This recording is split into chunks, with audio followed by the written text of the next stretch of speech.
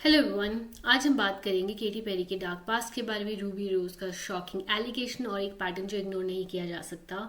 तो ये स्टोरी शुरू हुई एक सीमिंगली रैंडम मोमेंट से। केटी पेरी ने जस्टिन बीबर के कुछ अलग सेट के बारे में एक जोक मारा और उस एक कमेंट ने एक ऐसी चेन रिएक्शन स्टार्ट की जिसने केटी पेरी के ईयर्स पुराने कंट्रोवर्शियल बिहेवियर को फिर से स्पॉटलाइट में ला दिया।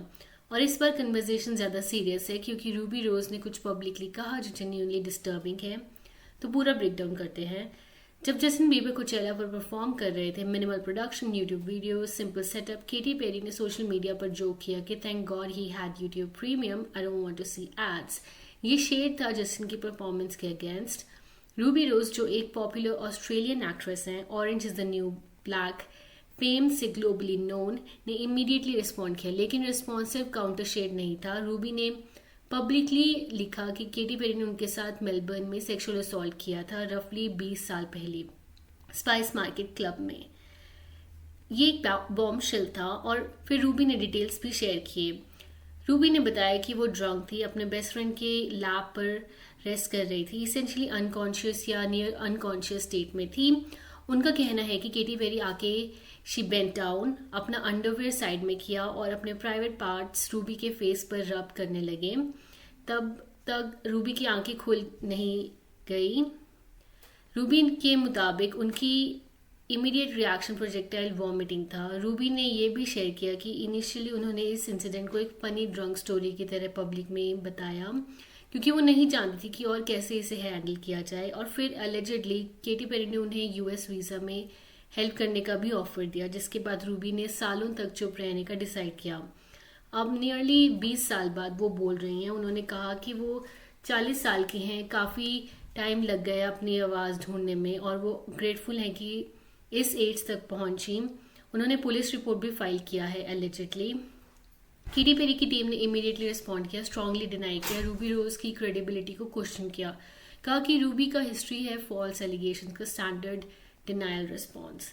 ये वो पार्ट है जो जेन्युइनली कंसर्निंग है और जो कन्वर्सेशन को सिर्फ ही सेड शी सेड से आगे ले जाता है। मल्टीपल अलग अलग इंसिडेंट्स एग्जिस्ट करते हैं अलग लोगों के साथ अलग ओकेशंस पर स्पैनिंग ईयर्स। एना कैंड्रिक, एक वेल रिस्पेक्टेड क्रेडिबल एक्ट्रेस, ने 2014 में एक इंटरव्यू में कैजुअली मेंशन किया था कि केटी पेरी ने एक इंडस्ट्री इवेंट पर उन्हें इनअप्रोप्रिएटली टच किया।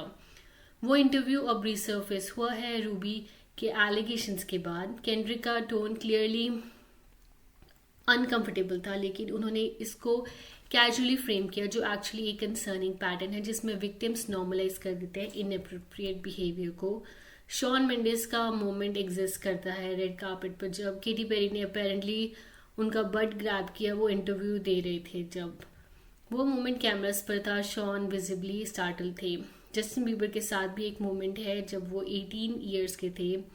केटी पेरी ने पब्लिकली कमेंट किया, thank God you are 18 at least, जब इंट्रोड्यूसिंग हिम।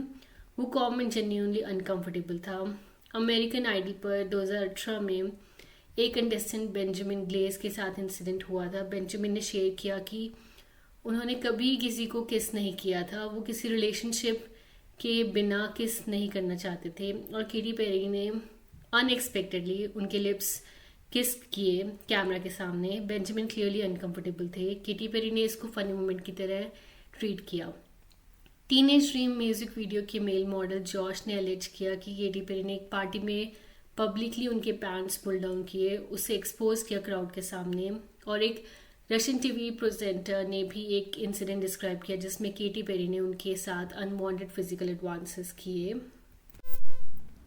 एंड रूबी रोज ने भी पब्लिकली लिखा कि अगर उन्हें कुछ होता है, उन्हें कोई हेल्थ इशू होता है या कोई एक्सीडेंट होता है, तो समझा जाए कि किसी ने कुछ किया है।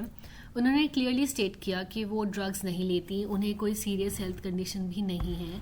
ये कंसर्निंग है एक विक्टिम जो पब्लिकली ये स्टेटमेंट देना पड़ रहा है। ये दिखाता है कि हॉलीवुड में पावरफुल फिगर्स के अगेंस्ट बोलना कितना जेन्युइनली स्केरी होता है।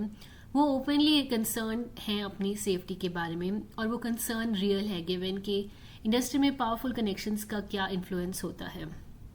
रूबी रोज ने एक्नॉलेज भी किया कि 20 साल पुराना इंसिडेंट है और स्टैट्यूट ऑफ लिमिटेशंस लाइकली पास हो चुकी हैं।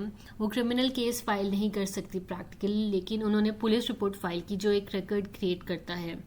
केटी पेरी की टीम ने उन्हें सू करने की धमकी दी, नहीं डायरेक्टली, लेकिन रूबी ने पब्लिकली इनवाइट किया, sue me, I am telling the truth. ये एक पावरफुल स्टेटमेंट है। लोग जनरली झूठ बोल के डिफेमेशन सूट्स इनवाइट नहीं करते।